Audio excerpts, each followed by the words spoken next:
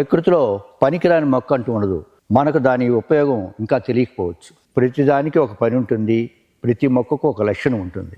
Chemical వాడుతున్నారు కలుపు మందులకి, దీని పరిష్కారం ప్రకృతిలోనే ఉంది అని నాకు ఒక గాఢమైన నమ్మకం వచ్చింది. కొన్ని ప్రయోగాలు చేసి దాన్ని మరింత శక్తివంతం చేసి ఈరోజు కలుపు మందు అనేది ఒకటి మనం తయారు చేసాం. మేము కొన్ని మొక్కల్ని ఇక్కడే కనిపెట్టాం. ఆ మొక్కలు వెంట్రుకల్ని నల్లబరుస్తున్నాయి. అంటే తెల్ల వెంట్రుకల్ని ఆ రసంలో వేస్తే నల్లగా చేసేస్తాయి.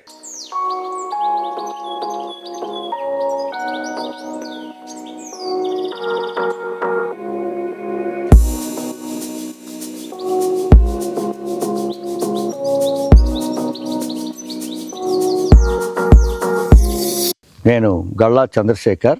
నా మొక్కల పరిశోధన ప్రస్థానంలో ఒక చిన్న అనుభవాన్ని మీకు చెప్పాలనుకుంటున్నాను. ప్రకృతిలో పనికిరాని మొక్క అంటూ ఉండదు.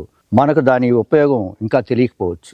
ఈ అడవిని చూస్తున్నప్పుడు పెద్ద చెట్లు, చిన్న మొక్కలు, తీగలు, గడ్డి, ఇంకా కొన్ని రకాల మొక్కలు కనిపిస్తున్నాయి. కొందరికైతే వీటిలో పనికిరానివి చాలా ఉన్నాయనుకుంటారు, కానీ నాకు మాత్రం అన్నీ పనికొచ్చేటివి.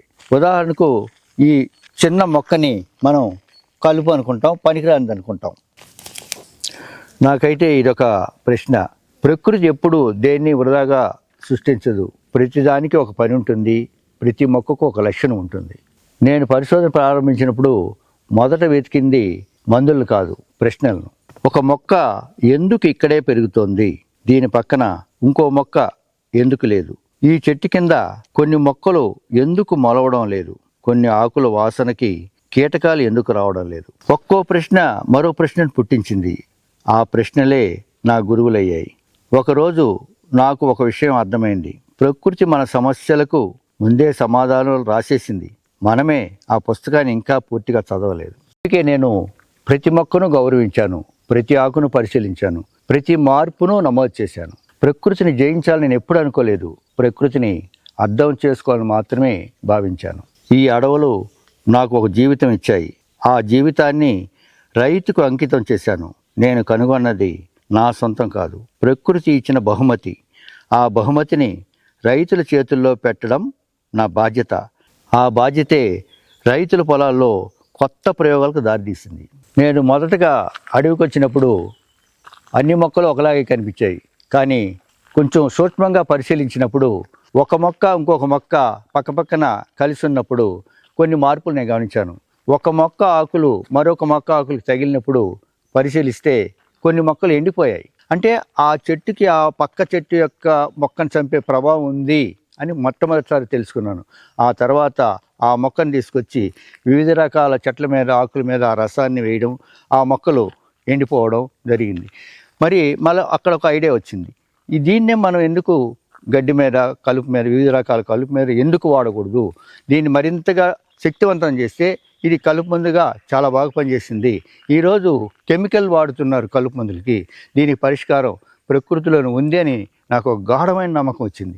ఆ తర్వాత ఆ మొక్కల్ని తీసుకొని కొన్ని ప్రయోగాలు చేసి దాన్ని మరింత శక్తివంతం చేసి ఈరోజు కలుపు మందు అనేది ఒకటి మనం తయారు చేసాం.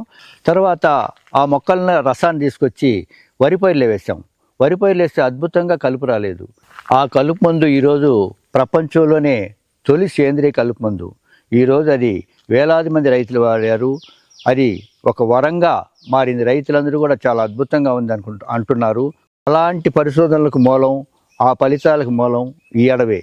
ఇక్కడే ఈ పరిశోధనల ద్వారానే ఆ మందు రైతుల పొలాల దగ్గర చేరింది.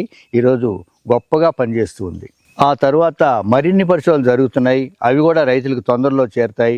ఈ పరిశోధనలో భాగంగా కొన్ని మొక్కలను గమనించినప్పుడు వాటి మీదకి ఎలాంటి పురుగులు రావట్లేదు, ఎలాంటి కీటకాలు రావట్లేదు. అంటే ఆ మొక్క సహజంగానే పురుగుల నుంచి రక్షించుకునేదానికి అది ఒక పద్ధతిని, ఒక విశిష్టతని, కొన్ని పదార్థాలని రిలీజ్ చేసి తను రక్షించుకుంటా ఉంది. ఇది సహజమైన రక్షణ.